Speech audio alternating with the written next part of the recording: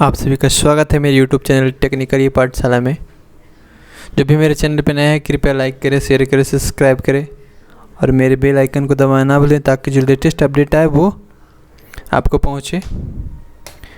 हम लोग एक सीरीज़ चला रहे हैं जिसमें कंप्यूटर के फंडामेंटल्स के बारे में हम लोग जानेंगे और उसमें ये हमारा तीसरा वीडियो है।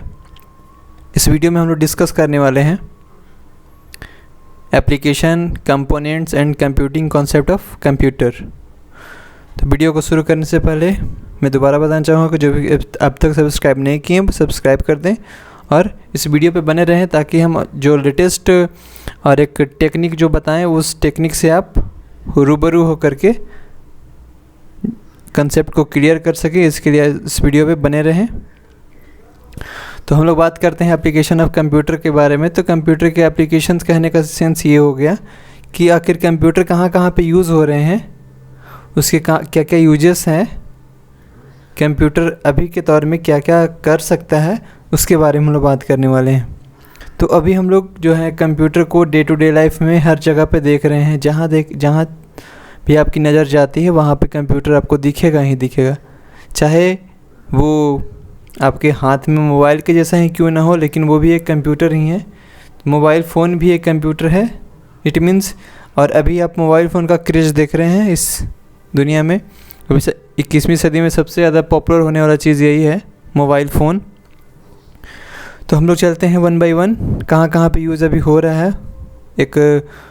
कुछ एग्जांपल्स के तौर पे मैं आप सभी को बता दूं। तो सबसे पहला है साइंटिफिक, इंजीनियरिंग या रिसर्च।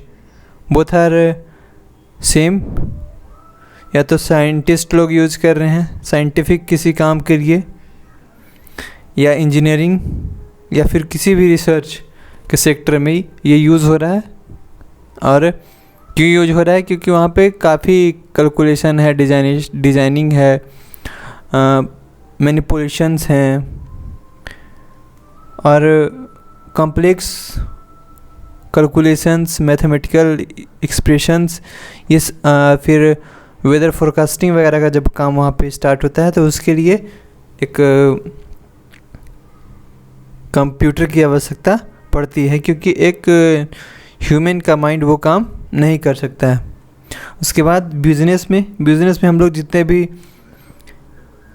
ऑनलाइन टिकटिंग या फिर मूवी टिकट, बैंकिंग, या फिर किसी भी डेटा को स्टोर करना, किसी भी टाइप का ट्रांजैक्शन जो हम लोग करते हैं डेटाबेस में, या फिर फिनेंशियल ट्रांजैक्शन हो गया, या फिर गुड्स का ट्रांजैक्शन हो गया, या फिर जो भी इंपोर्ट एक्सपोर्ट का हम लोग एक मैनुअली जो हम लोग फाइल में लिख करके रखते थे, वैसे ही काम हम लोग कंप्यूटर में भी करते हैं। तो उस जगह पे कंप्यूटर यूज होता है। जितने भी शॉपिंग मॉल वगैरह हो गए, सारी जगह पे कंप्यूटर यूज होता है जब बिज़नेस बिलिंग्स वगैरह के लिए।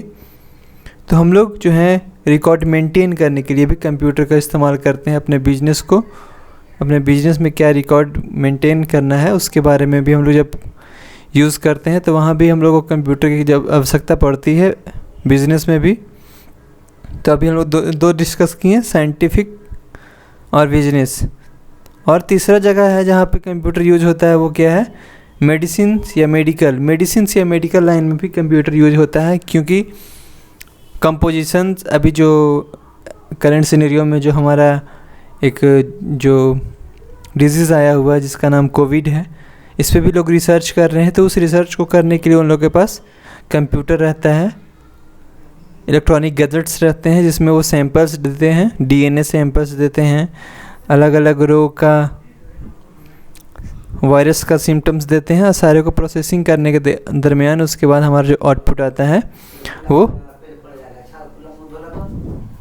सब कुछ वहाँ पे हम लोग को आउटपुट के फॉर्म में मिलता है। क्योंकि वहाँ पे जब एक नेचुरल माइंड जो है, मनुष्य का जो दिमाग है, वो डीएनए का प्रोसेसिंग नहीं कर सकता है। उस डीएनए को प्रोसेसिंग करने के लिए, वो वायरस को प्रोसेसिंग करने के लिए हम लोग कंप्यूटर का इस्तेमाल करते हैं। उसके बाद हम लोग चौथा टाइप जो है वो कम्युनिकेशन या फिर इंफॉर्मेशन, जैसा कि हम लोग किसी से वीडियो कॉलिंग वगैरह करके बात करते हैं, वीडियो कॉन्फ्रेंसिंग हो गया, सैटेलाइट कम्युनिकेशन हो गया, टेलीविज़न कम्युनिकेशंस हो गए, इंटरनेट्स, नेटवर्क्स, और भी जितने मीडियम्स है जिससे हम एक दूसरे को कम्युनिकेट कर पाते हैं, वो सारे जगहों पे कंप्यूटर यूज होता है। अगर मोबाइल से हम किसी कनेक्ट हो रहे हैं तो मोबाइल भी एक कंप्यूटर है, और एक कंप्यूटर से दूसरे कंप्यूटर में हम लोग कनेक्ट करते हैं भाया वॉइस कॉल हो गया, वीडियो कॉल हो गया, जो भी आपके पास सर्विसेज हैं उसके द्वारा आप कनेक्ट होते हैं। देन आफ्टर हम लोग गेम एंड एंटरटेनमेंट्स, गेम खेलते हैं, कंप्यूटर्स में गेम खेलते हैं, वहाँ पे भी ये यूज होते हैं। मोबाइल में भी गेम खेलते हैं, जैसे पबजी वगैरह गेम है, वैसे ही कंप्यूटर्स के GTA वाई सिटी वगैरह गेम आया था। और यहाँ तक कि हम लोग मूवीज़ भी देखा करते हैं कंप्यूटर में, तो यानी कि हम लोग डे टू डे लाइफ में भी नॉर्मल यूजेस भी उसका करते हैं, जो कि जनरल पर्पस के लिए बोल सकते हैं आप। फिर एजुकेशन सेक्टर में हर जगह पे कंप्यूटर यूज होता है। किसी भी एग्ज़ामिनेशन को कंडक्ट कराने के लिए अब ऑनलाइन एग्जामिनेशन होता है, उसका सिलेबस वगैरह सब कुछ ऑनलाइन में अवेलेबल है। ऑनलाइन कोर्सेस भी अवेलेबल हो चुके हैं।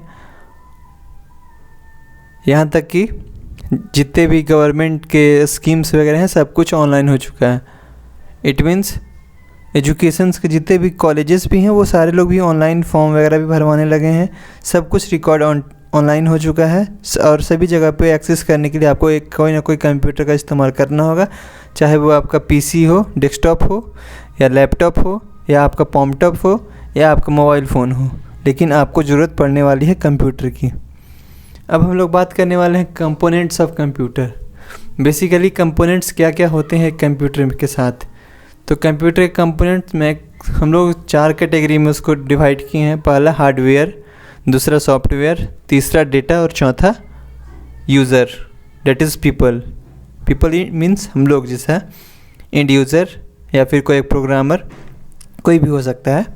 पर अगर बात किया जाए कंपोनेंट्स एक कंप्यूटर के क्या क्या होना चाहिए कंप्यूटर को चलने के लिए, अगर आपके पास हार्डवेयर है और सॉफ्टवेयर नहीं है, डेटा है, लेकिन जिससे कहने का इसमें से कोई एक नहीं रहेगा तो कंप्लीट नहीं होगा। ये चारों होना चाहिए तभी एक कंप्यूटर का यूज़ है।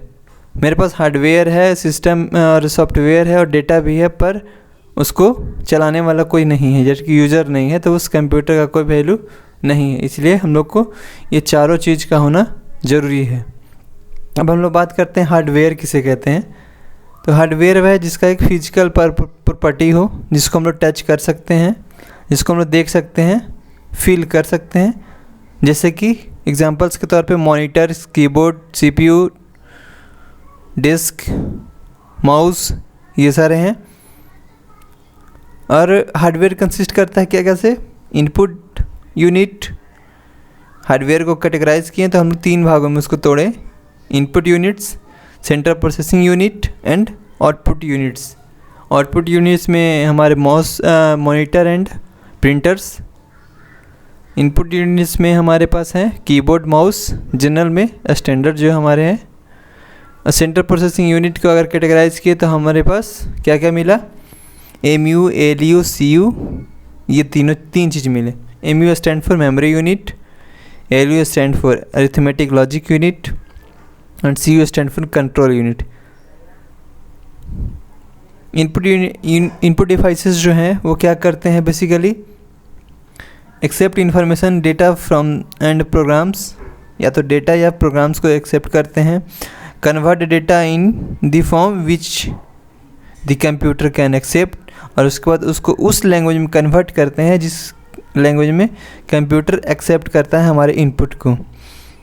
Provide this converted data to the computer for further processing, और उसके बाद कन्वर्ट करने के बाद हमारे कंप्यूटर्स को यानी कि प्रोसेसर को फिर वो डिवाइस जो है वो फेच कर देता है, भेज देता है, ताकि आगे का प्रोसेस चलता रहे। यहाँ पे डेफिनेशन भी लिखा हुआ है, input devices are the devices which are use to feed programs and data to the computer, यानी कि कंप्यूटर के अंदर में डेटा या इंफॉर्मेशन या प्रोग्राम्स को फेच करने के लिए, डालने के लिए हम लोग यूज़ करते हैं इनपुट डिवाइसेस का।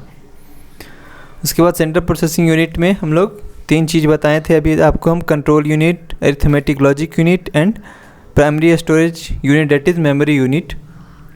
तो control unit the control unit क्या करता है? The control unit control the operation of the entire computer system. पूरे कंप्यूटर सिस्टम के जितने भी ऑपरेशंस हैं सारे को वो कंट्रोल करता है as a controller.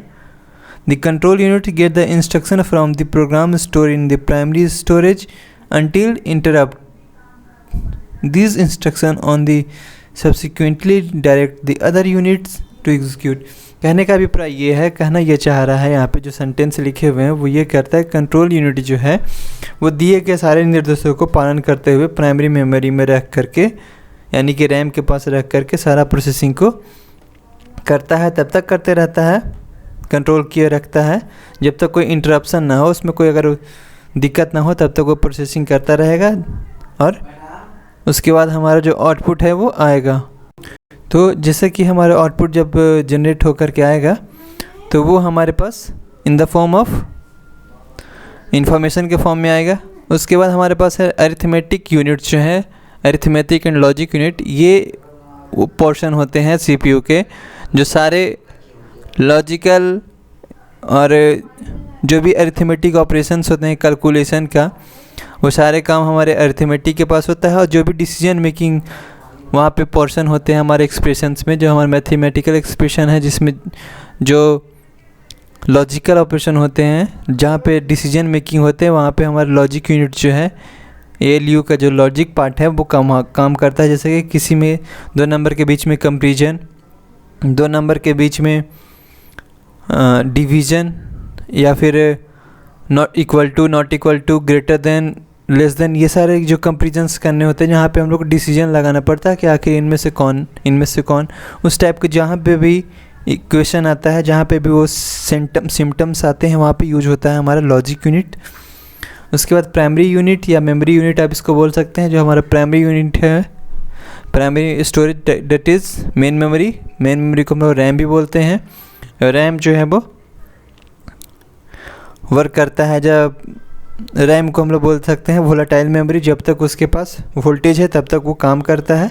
Then after जैसे ही वो लाइन कटता है, सोर्स ऑफ इलेक्ट्रिसिटी अगर खड़ी जाती है तो हमारा सारा जो वर्किंग है वो इरेज हो जाता है। और ये सारे इंस्ट्रक्शन जो है वो सारे डेटा जो हम लोग इनपुट देते हैं वो सारे का प्रोसेसिंग जो होता है वो मेन मेमोरी के पास होता है। और अगर डिज़ायरेबल आउटपुट्स आते हैं और इम्पॉर्टेंट आउटपुट आते हैं तो उसको हम लोग क्या करते हैं कि उसको हम लोग सेव करके रख देते हैं फॉर फर्दर यूज़ करने के लिए, हम लोग फ्यूचर में उसको यूज़ करते हैं। तो उसके लिए हम लोग सेकेंडरी स्टोरेज डिवाइसेस जो हमारे पास है, हार्ड डिस्क, पेन ड्राइव्स, ये सारे CD, DVD, ये सारे एक्सटर्नल स्टोरेज डिवाइसेस को लगा करके हम लोग आगे का काम करते हैं। जैसा कि आप देख रहे हैं स्टोर डेटा, मेमोरी यूनिट का काम क्या है? Store data and process during actual processing. Data को स्टोर करता है, प्रोग्राम्स को स्टोर करता है ड्यूरिंग एक्चुअल प्रोसेसिंग, जो प्रोसेसिंग होते रहता है उस समय के लिए। Store temporary result of immediate processing, कुछ ऐसे जो टास्क होते हैं उसको प्रोसेस करके अपने पास ही रखे रहता है क्योंकि आगे यूज़ होने वाला है या फिर आगे के बाद नहीं यूज होने वाला है, कुछ समय के लिए यूज होने वाला है, तो उस टाइप के टेम्पोररी रिजल्ट्स को भी स्टोर करके रखता है। Store result of execution temporary, और जो भी एग्जीक्यूशन होने के बाद रिजल्ट आता है उसको भी टेम्पोररी स्टोर करके रखता है। आउटपुट यूनिट जो हमारा है वो आउटपुट यूनिट्स काम करता है, ठीक, जो हमारे प्रोसेस डेटा है, प्रोसेस इंफॉर्मेशन है उसको दिखाने के लिए, वो है जो एक्सेप्ट करता है प्रोसेसर के बाद आया हुआ डेटा को और उसको हम लोग डिस्प्ले करता है या तो स्क्रीन पे या फिर मैग्नेटिक टेप पे या मैग्नेटिक ड्राइव पे या कोई भी ड्राइव पे हम उसको सेव कर सकते हैं। इन फ्यूचर यूज़ करने के लिए हम लोग प्रिंटर या प्लॉटर से भी यूज़ करके हम लोग आउटपुट के तौर पे उसको देख सकते हैं। उसके बाद हम लोग बात करते हैं सॉफ्टवेयर के। तो सॉफ्टवेयर क्या है? The term software refers to the set of programs and instruction that helps the computer in carrying out their processing, यानी कि किसी भी कंप्यूटर के प्रोसेसिंग को कैरिड आउट करने के लिए, पूरे कंप्लीट करने के लिए ये जो है वो हेल्प करता है, उसको बोलते हैं सॉफ्टवेयर। सॉफ्टवेयर जो है वो सेट ऑफ प्रोग्राम्स है, सेट ऑफ इंस्ट्रक्शंस हैं जो कि कंप्यूटर को हेल्प करता है प्रोसेसिंग को पूरा करने में। हमारे पास दो तरीके का सॉफ्टवेयर हम लोग यूज़ करते हैं, एक है एप्लीकेशन सॉफ्टवेयर एंड दूसरा है सिस्टम सॉफ्टवेयर। एप्लीकेशन सॉफ्टवेयर किसे कहते हैं? The program which are design to perform a specific task. किसी स्पेसिफिक टास्क के लिए जो सॉफ्टवेयर बनाए जाते हैं उसको हम लोग बोलते हैं एप्लीकेशन सॉफ्टवेयर। और सिस्टम सॉफ्टवेयर वैसे होते हैं जो डिज़ाइन किए जाते हैं कंट्रोल करने के लिए ऑपरेशंस ऑफ कंप्यूटर। कंप्यूटर के ऑपरेशंस को कंट्रोल करने के लिए जो सारे सॉफ्टवेयर बनाए जाते हैं उसके, यानी कंप्यूटर के वर्किंग को कंट्रोल करने वाले जो भी सॉफ्टवेयर होते हैं उसको हम लोग बोलते हैं सिस्टम सॉफ्टवेयर। तो सिस्टम सॉफ्टवेयर के एग्जांपल के तौर पे आप किसको बोल सकते हैं? Operating system, compiler, assembler, interpreter, किसी भी डिवाइस का ड्राइवर, जैसे मैं कैमरा का ड्राइवर, USB का ड्राइवर, ब्लूटूथ का ड्राइवर, ये सारे जो हैं वो सिस्टम सॉफ्टवेयर के अंदर में आते हैं। और एप्लीकेशन सॉफ्टवेयर में हमारे पास आते हैं word processor, database programs, presentations program, Adobe Photoshop, photo editing softwares, ये सारे जो हैं वो ब्राउज़र्स, ये सारे जो हैं वो एप्लीकेशन सॉफ्टवेयर के अंदर में आते हैं। उसके बाद हमारे पास जो तीसरा चीज़ था, जैसे कि हम लोगों ने 4 भागों में बांटा था, hardware, software, data and people, that is user. तो हम लोग तीसरा चीज़ है डेटा। तो डेटा क्या है? तो डेटा जो है anything, data refers to the raw facts. कुछ भी जो रॉ है उसको हम लोग डेटा के फॉर्म में कंसीडर करते हैं, डेटा मानते हैं, और हम लोग उसको लेकर के in the computer system data are manipulated by the program consist of different instruction. यानी कि कंप्यूटर के सिस्टम में बात किया जाए तो डेटा को मैनिपुलेट करते हैं प्रोग्राम के जैसा, प्रोग्राम के फॉर्म में उसको हम लोग कन्वर्ट करते हुए depending upon the requirement data can be presented in the 2 form. जैसा कि हम लोग का रिक्वायरमेंट है उसके अनुसार से अगर बात किया जाए तो बेसिकली हम लोग एक डेटा को 2 भागों में बांटते हैं, पहला क्वांटिटेटिव डेटा एंड दूसरा क्वालिटेटिव डेटा। क्वालिटेटिव डेटा उसे कहते हैं तो डेटा वैसे डेटा जिसको जो रिप्रेजेंट होते हैं हमारे पास होते हैं in the form of image, videos, audios, इसके फॉर्म में जो वो सारे डेटास जो हमारे पास अवेलेबल हैं in the form of image, videos and audios, उस टाइप के डेटा को हम लोग बोलते हैं qualitative datas. Qualitative data is data which are in the form of image, videos, audios, okay. And second one is quantitative data, वो सारे data जो इन द फॉर्म ऑफ क्या आते हैं हमारे पास, in the form of symbols, numbers, है ना। The data which are represent in the form of numerical form are known as quantitative data. This type of data includes different number and symbols used for representing a particular quantity.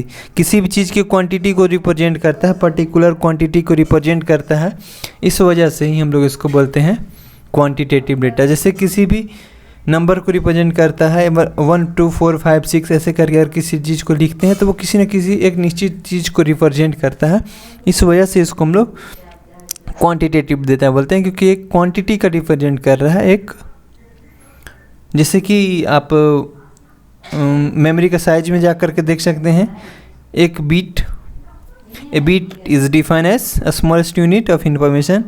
एक bit जो है जो कि memory के size को define करता है, quantity को डिफाइन करता है, इसलिए हम लोग बीट, बाइट, केबी, किलोबाइट, मेगाबाइट, गीगाबाइट, ये सारे चीज़ हम लोग मेमोरी रिप्रेजेंटेशन में आगे पढ़ेंगे। ये सारे जो हैं वो मेमोरी रिप्रेजेंटेशंस के ये हैं टाइप हैं, रिप्रेजेंट करते हैं, इसके बेसिस पे लेबलिंग करते हैं।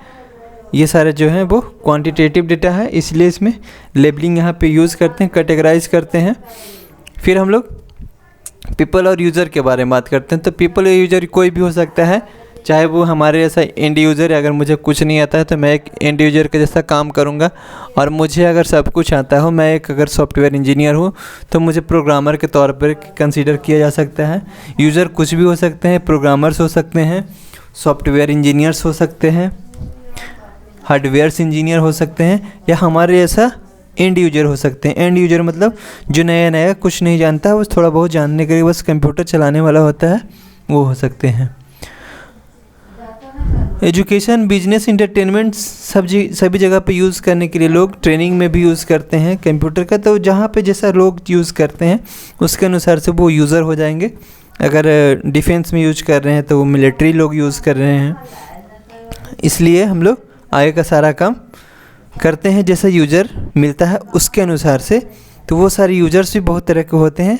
एक यूज़र अभी फ़िलहाल अगर हमको कुछ नहीं आता है, अगर 6 महीना पढ़ लेंगे तो हम थोड़ा नॉलेजेबल पर्सन हो जाएंगे कंप्यूटर में, तो हम कंसीडर करने लगेंगे। अगर किसी प्रोग्रामिंग लैंग्वेज को जान जाएंगे तो हम लोग एक प्रोग्रामर के जैसा बदल जाएंगे। ये बेस्ट अपॉन टीचिंग एक्सपीरियंस, जितना आप सीखेंगे उसके अनुसार से आपका लेवल भी चेंज हो सकता है यूज़र के तौर पे। देन आफ्टर सबसे लास्ट कंसेप्ट जो है, ये हमारा इस वीडियो का सबसे लास्ट कंसेप्ट है, जो कि सबसे मेन कंसेप्ट भी आप इसको कह सकते हैं, जैसे कंप्यूटिंग कॉन्सेप्ट। कंप्यूटिंग कॉन्सेप्ट कहने का अभिप्राय है कि इसमें हम लोग जानते हैं कि क्या क्या फेज आता है, क्या क्या स्टेज आता है कंप्यूटर में कंप्यूटिंग करने के लिए, पूरा प्रोसेस को शुरू से लेकर के अंत के तक जाने के लिए। तो सबसे पहला हम लोग कंप्यूटिंग कॉन्सेप्ट में है, सबसे पहला काम हम लोग करते हैं, इनपुट को लेते हैं। इनपुट लेने के बाद हम लोग प्रोसेस में जाते हैं, और प्रोसेस के बाद जैसा हम लोग को ज़रूरत पड़ता है मेमोरी के पास जाने के, मेमोरी में ले जाते हैं। मेमोरी के बाद मेमोरी में अगर स्टोर करना है तो ठीक है, नहीं तो फिर हम लोग उसको डायरेक्ट आउटपुट पे दिखा करके हम लोग सेव करते हैं, या फिर किसी भी चीज़ को हम लोग ये सारे ये जो फेज हैं, ये सारे स्टेप हैं, उसके द्वारा हम लोग करते हैं। यहाँ पे आप सभी को लिखा भी होगा, आप लोग पढ़ भी सकते हैं। आप लोग पढ़ करके एक बार देख लीजिएगा, सारे कंसेप्ट क्लियर हो जाएंगे। जैसे कि मैं दिखा रहा हूँ यहाँ पे सबसे पहले ये सारे जो है कीबोर्ड है, माउस है, माइक है और कैमराज है, ये सारे जो हैं वो हमारे इनपुट डिवाइसेस है, जिसका इस्तेमाल करके हम लोग सीपीयू के पास सिग्नल्स देते हैं। और उसके बाद इन फ्यूचर, और हो सकता है कि इन करंट सिनेरियो अगर उसको ज़रूरत पड़ा स्टोरेज का, तो वो स्टोरेज स्पेस के पास गया, रैम के पास गया, रोम के पास गया, वहाँ पे सेव किया। और अगर उसको तुरंत चाहिए तो वो तुरंत काम करके हम लोग सेव कर देंगे। अगर इन फ्यूचर यूज़ होने वाले अगर डेटा है तो उसको परमानेंट हम लोग सेव करेंगे, और फिर फर्दर जब कभी ज़रूरत पड़ेगा तो हम लोग फिर से मेमोरी के पास जाएंगे और मेमोरी से ले करके आएंगे। यहाँ पे देखिए बाई डायरेक्शनल है एरो, यानी कि यहाँ पे इंसर्ट भी कर सकते हैं और रिट्रीव भी कर सकते हैं। हमारे पास दोनों ऑप्शन यहाँ पे हैं, है ना। ये चारों जो स्टेप हैं 1 2 3 4, ये 4 स्टेप हैं। चारों स्टेप को आगे हम लोग डिस्क्राइब किए हैं छोटे छोटे लाइंस में। एक्सेप्टिंग डेटा सबसे पहले क्या करता है कि हम लोग डेटा को एक्सेप्ट करते हैं, रॉ डेटा जो है उसको एक्सेप्ट करते हैं as a form of input. Input के फॉर्म में सबसे पहले हम लोगों ने उसको एक्सेप्ट किया। Then after process the data, जो हम लोग एक्सेप्ट किए रॉ डेटा, उसको हम लोग सबसे पहले बदले हुए मशीन लैंग्वेज के फॉर्म में, यानी कंप्यूटर के समझने के फॉर्म में। जब वो प्रोसेसर के पास गया तो प्रोसेसर उसको प्रोसेस्ड करेगा। प्रोसेस्ड करने का अभिप्राय इसके बीच में क्या होगा कि अगर वो डेटा, यहाँ पे देखिए अब सीधे तौर पे लिखा गया है, the data is store in the main memory of a computer in its processed form. Processed form में उसके मेन मेमोरी में स्टोर रहता है। The various external storage devices, बहुत सारे एक्सटर्नल स्टोरेज डिवाइसेस जैसे में हार्ड डिस्क हो गए, आपका सीपीयू हो गया, सीडी हो गया, डीवीडी हो गया, इस सारे में as hard disk, magnetic disk can also be used for storing the processed data so that it can again be fetched letter.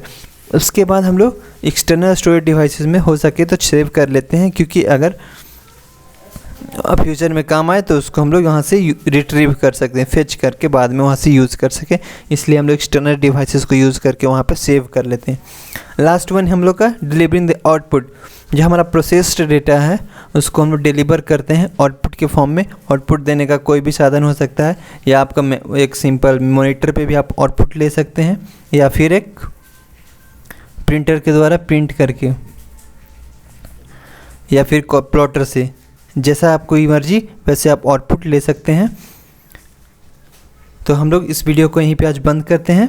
यहीं पे एक हमारा चारों कंसेप्ट क्लियर हो चुका है, चारों बातों को हम लोग जान चुके हैं, और हम लोग आज सीखे हैं आप लोग जाने हैं आज computing concept, components and applications of computer. किसी भी तरह का अगर प्रॉब्लम है तो आप हमारे कमेंट सेक्शन में आकर के क्वेश्चन पूछ सकते हैं।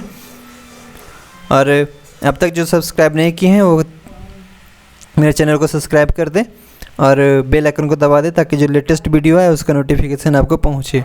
धन्यवाद। जय श्री राम।